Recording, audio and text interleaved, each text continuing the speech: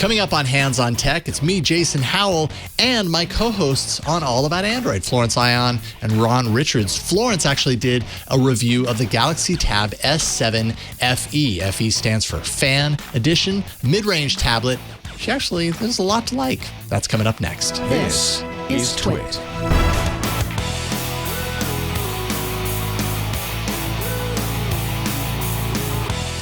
Now, you can go, by the way, I reviewed this tablet for Gizmodo.com. You can go read. The review is up on the main page. Just scroll down a bit.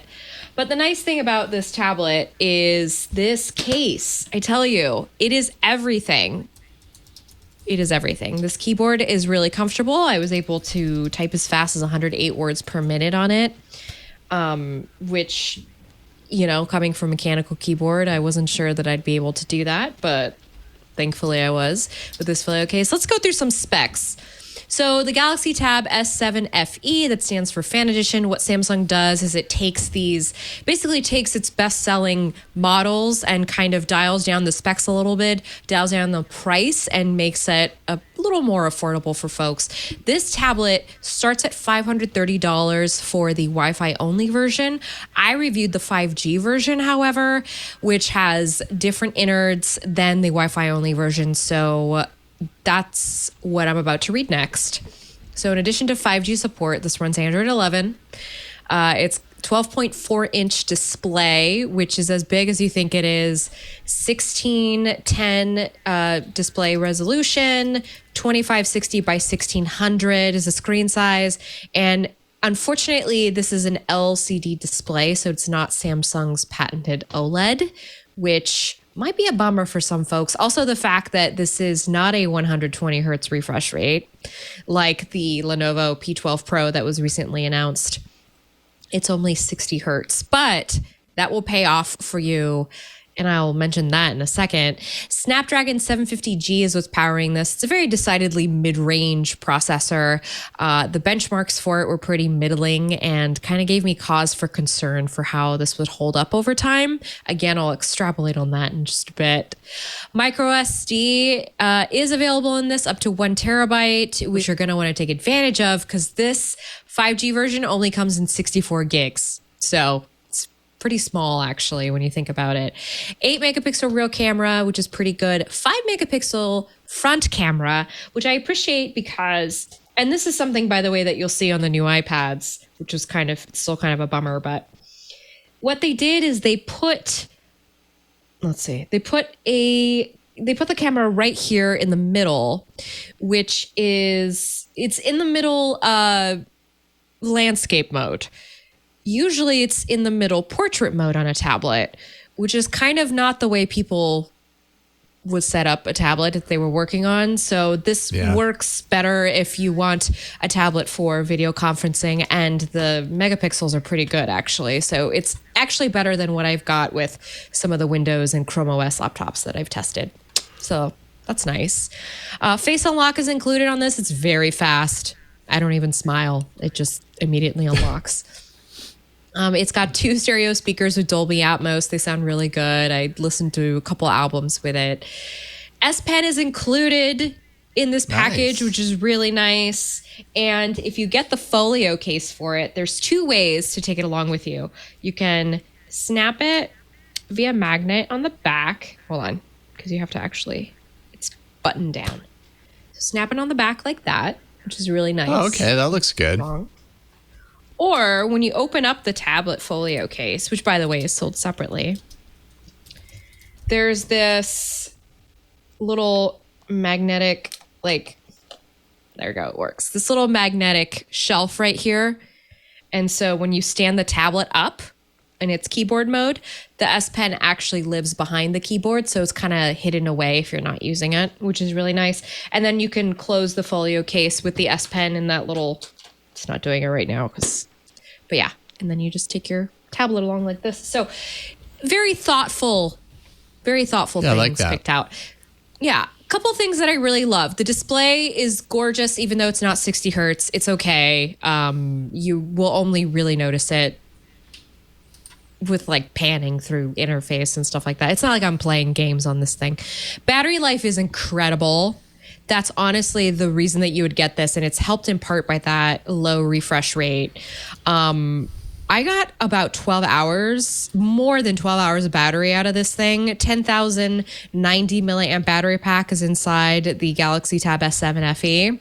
That actually, in the Gizmodo test, it outlasted a lot of the other tablets that we have on staff. So really good for that.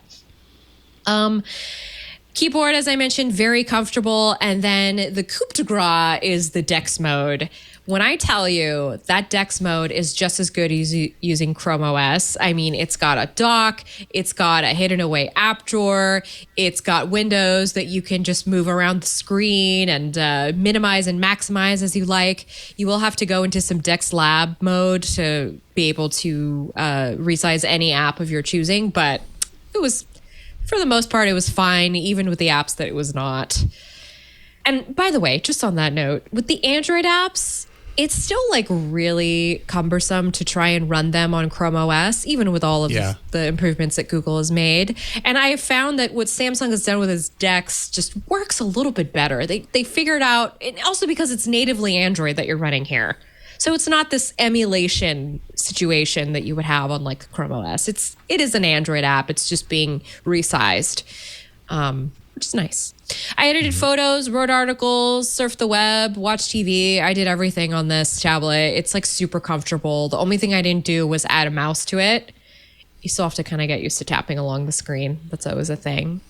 But again, the last thing I will leave you with is the thing I don't like about this is for its price, it's a very mid-range tablet. The 5G version comes with 4 gigs of RAM, which is middling in this day and age. And I'm just... It's whatever Samsung has done on the back end seems to be fine for now, just as I use it. But I'm deathly afraid of what it will feel like 6 months from now. And I'm not sure that I'll have the experience because I may have to send back the tablet as it's just a loaner. Mm-hmm. But I really do like it other than that. And I kind of wish that I had a couple more instances where I could test this out as like a mobile writing device. The fan edition phones, like, I haven't had any personal experience with the fan edition phones. Have you? Because I know that people, I've read a decent amount of reviews of some of Samsung's fan edition phones, and reviewers seem to be pretty positive on what Samsung was doing with their fan edition phones. I'm just kind of curious if those positive elements, like, is this a good translation of fan edition into the tablet world based on what we know about fan edition phones? Like, do you think Samsung's kind of taken their secret sauce and implemented it well in the tablet side here? I think this is supposed to be a affordable version of the iPad Pro, the bigger iPad. Just the idea, if you want that giant 12-inch screen, it's probably because you want to do work on it. You want to do photo editing. You want to use a stylus. For people who are not inclined to go the iPad route, I actually think this is a really good replacement. I was really surprised at how much I like this tablet. I was expecting to be kind of down on it because of the specifications. So, but you know me, I worry for the long term because we have to think about that in the Android realm. Well, but that's the thing though, is that like what I think tablets get such a bad rap lately, and I think that this is, we got a sampling size of a couple of good tablets here that, you set your expectations for how much you're paying and what the average lifespan is of it. But, I don't think a tablet is going to be something that you're going to get 5 years of use out of. And once you have that and you accept, so. But I'm not talking 5 years. I'm talking like, will it be okay a year from now? That's honestly what I'm thinking of. That's fair. That's fair then. Mm-hmm. Just because but I think I'd like to think that Samsung knows better in 2021, and that I hope that whatever concessions they made on this tablet works. But I also, seeing what Apple did today with its tablet announcement, makes me want that kind of, God, it's just, we don't have tablets in the Android world. And so whenever somebody releases one, you can't help but feel a little dubious. Yeah. Yeah, that's true. Fair. I mean, the track record is not there. Not nearly as those grooves in the road are not nearly as defined as they are on the Apple side. Precisely. We know that the Apple iPad is a really great tablet. Like, it just is. And I think on the Android side, we're constantly like gauging against that. And there are good tablets. It's not to say that there aren't good tablets in the Android world. It's just you want more of them. You know, we're used to so much variety and choice on the phone side of things, which means there's a lot of good and there's a lot of bad. And we kind of want that in tablet. And sometimes it feels just so sparse and like you're picking from the only 3 that exist or something, which might not even be a real evaluation. There's probably a heck of a lot more tablets out there. It's just you don't know about them, and you don't know what the reputation is behind them necessarily. Samsung does a really great job with it, with this kind of mid-range hardware stuff. So if you're going to trust anyone in the Android world, you can probably trust Samsung when it comes to this kind of hardware compared to the unknowns. Yeah, that's true. Right. They have their A series.